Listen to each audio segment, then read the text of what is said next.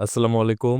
অর্থ উপদেষ্টার পদত্যাগ দাবি চাওয়া হয়েছে। তো কেন হঠাৎ করে অর্থ উপদেষ্টার পদত্যাগের দাবি চাওয়া হয়েছে, সেই সমস্ত কিছু জানাবো আজকের এই ভিডিওতে।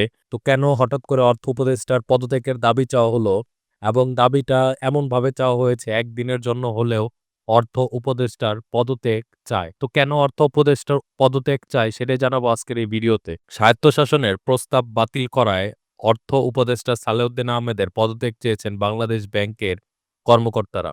সোমবার ৯ ফেব্রুয়ারি দুপুরে বাংলাদেশ ব্যাংক ৩০ ভবনের সামনে আয়োজিত প্রতিবাদ সভায় অর্থ উপদেষ্টার এ পদত্যাগের দাবি করা হয়। কেন্দ্রীয় ব্যাংকের কর্মকর্তাদের সংগঠন ওয়েলফেয়ার কাউন্সিলের ব্যানারে এ প্রতিবাদ সভা অনুষ্ঠিত হয়।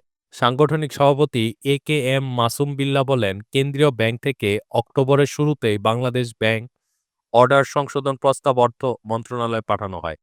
কিন্তু কোনো প্রক্রিয়া ছাড়াই এটি বাতিল করা হয়। বর্তমান উপদেষ্টা যখন গভর্নর ছিলেন, তখন তিনিও এ প্রস্তাবের পক্ষে ছিলেন। কিন্তু আমরা দেখলাম তিনি তা প্রয়োজন নেই বলে গভর্নরকে এ চিঠিতে জানান। এ দ্বিমুখী অবস্থানের কারণে তার পদত্যাগ চাচ্ছি। সেটা যদি একদিনেরও হয়, সেটাও আমরা চাই। তিনি বলেন, আসন্ন নির্বাচনে এগিয়ে থাকা দুটি রাজনৈতিক দল তাদের ইশতেহার স্বায়ত্তশাসনের পক্ষে অবস্থান নিয়েছে। আমরা চাই যে দল সরকার গঠন করুক কেন্দ্রীয় ব্যাংকের স্বায়ত্তশাসন দ্রুত সময়ে বাস্তবায়ন করে। আগামী ১২ তারিখ নির্বাচনের পর সর্বস্তরের কর্মকর্তাদের সঙ্গে আলোচনা করে পরবর্তী কর্মসূচি ঘোষণা করবেন বলে জানান তিনি। লিখিত বক্তব্যে সাধারণ সম্পাদক গোলাম মোস্তফা শ্রাবণ বলেন, আপনারা অবগত আছেন যে বাংলাদেশ ব্যাংকের স্বায়ত্তশাসন নিশ্চিত এবং আইনি কাঠামো সুসংহত করার লক্ষ্যে বাংলাদেশ ব্যাংক হতে গত ৯ অক্টোবর বাংলাদেশের ব্যাংক অর্ডার সংশোধন প্রস্তাব অর্থ মন্ত্রণালয়ে পাঠানো হয়।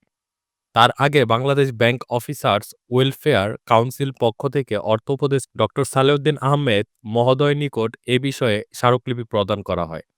কিন্তু দুঃখজনকভাবে দেশের আর্থিক খাতের শৃঙ্খলা ও সুশাসন জোরদারের স্বার্থে কেন্দ্রীয় ব্যাংকের কার্যকর স্বায়ত্তশাসন নিশ্চিতকরণ এবং বাংলাদেশ ব্যাংক যে প্রাতিষ্ঠানিকভাবে আরও শক্তিশালীকরণের বিষয়ে এখনও দৃশ্যমান অগ্রগতি পরিলক্ষিত হয়নি।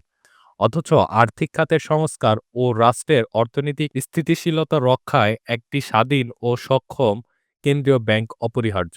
তিনি বলেন, অন্তর্বর্তীকালীন সরকারের আমলে নানাবিধ মৌলিক কাঠামোগত সংস্কার উদ্যোগ বাস্তবায়িত হলেও বহুল প্রত্যাশিত ও কাঙ্ক্ষিত বাংলাদেশ ব্যাংক অর্ডার সংশোধন অধ্যাদেশ প্রণীত না হয় বাংলাদেশ ব্যাংকের সর্বস্তরের কর্মকর্তা-কর্মচারীদের মধ্যে গভীর হতাশা ও ক্ষোভের সৃষ্টি হয়েছে। তো কিছুদিন আগে সরকারি কর্মকর্তা এবং কর্মচারীরা পে স্কেলের জন্য যে আন্দোলন করেছেন, আবার কেন্দ্রীয় ব্যাংকের কর্মকর্তা-কর্মচারীরা আন্দোলনে নামে কিনা সেটাই এখন দেখার বিষয়।